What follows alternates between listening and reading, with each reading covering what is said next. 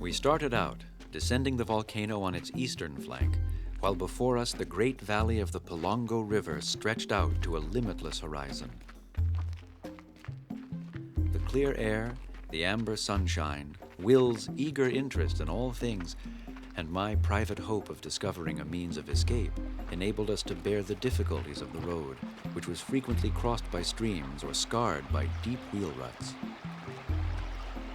Tell me, Bix, how many languages do you speak?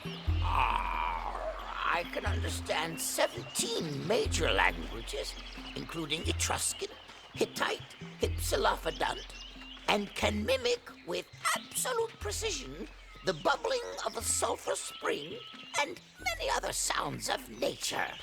Can we hear some? Of course.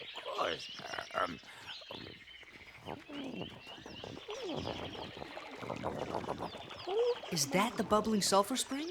No. That is a brook. This is a sulfur spring.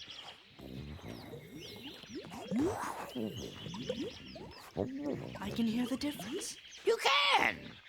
Excellent. Oh, here we are. A shortcut. This way.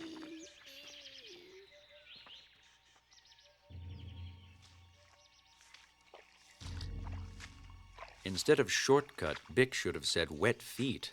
The route we now followed drew to the edge of a vast swamp.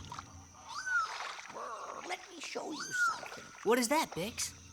Come over here, both of you. You see, these are totora roots. I see. Now I nip them off with my beak. And now, watch. See how I bind them? Aha! Together we will make a boat. Much like those used by the fishermen of Lake Chad. Well, if you say so. This is the old Dinotopian design. Come now, let's get busy. But Bix, I can't snip them off. I don't have a beak. Really? I hadn't noticed. I'll do the nipping. You do the tying.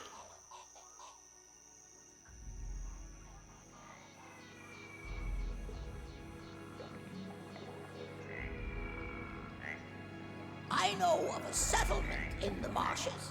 People live in here? Oh, yes, people and crested hadrosaurs.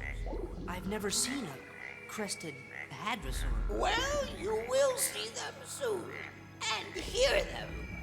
That's for certain.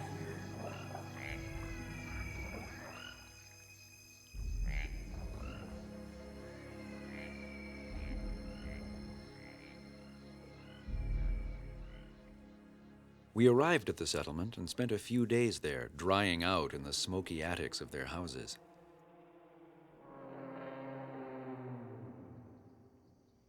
Each of the hadrosaurs was equipped with its own distinctive resonating chamber, which it used to hoot at others of its own kind, even if these kinfolk were miles away through fog and forest.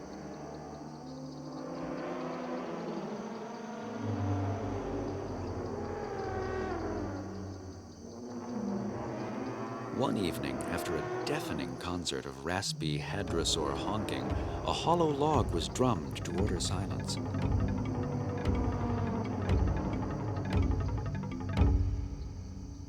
Then all assembled craned their necks and stared into vacancy, listening for the answering foghorn.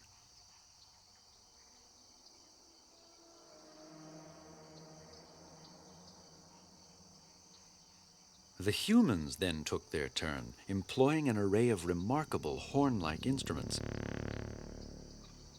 They shut their eyes and puffed out their cheeks like frogs who have swallowed fat flies.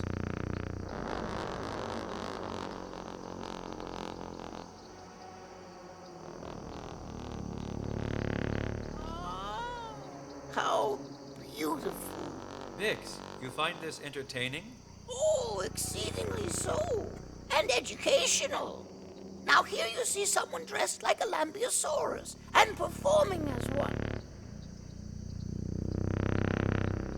And over there, is a man most admirably attempting the Parasaurolophus. Not an easy task.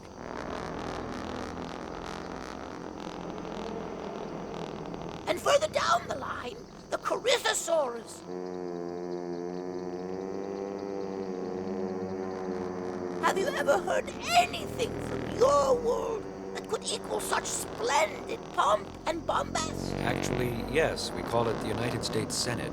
Oh. Are they professional performers? Oh, yes.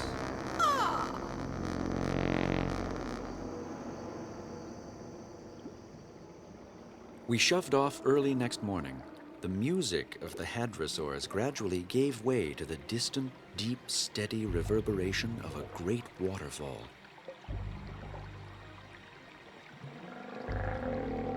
Along the banks of the stream, armored dinosaurs wobbled into the sunny places, giving the appearance as they stood side by side of a gently heaving cobblestone street.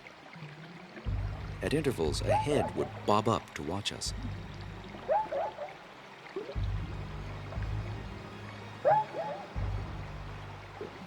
Bix, is that a warning? It means black rocks, white water.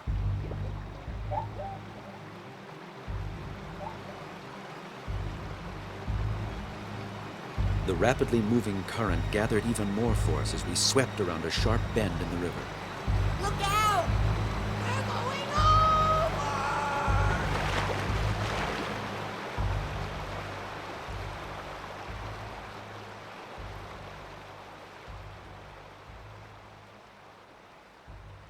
Climbing up the rocks and gasping for air, we beheld Waterfall City for the first time.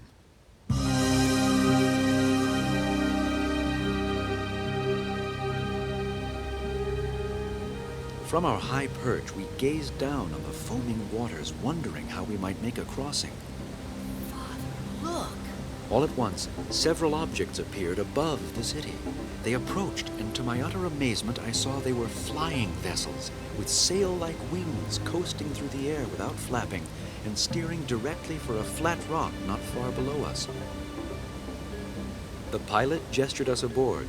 Bix and my son scrambled on, but I took some time, seeking first to convince myself that the silk and bamboo structure was sound and that our weight would not overload this flying vessel. Finally, I boarded, and with a heave, we were pushed over the edge of the cliff and suddenly aloft.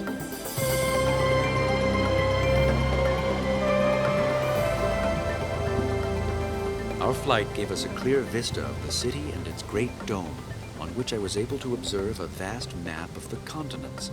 But the map makers are sadly confused, the landmasses being all linked together in a jumble. Our flight ended as we skittered to a stop in a lofty, open square. A colorful crowd greeted us with cheers and escorted us through the swirling vapors of Waterfall City.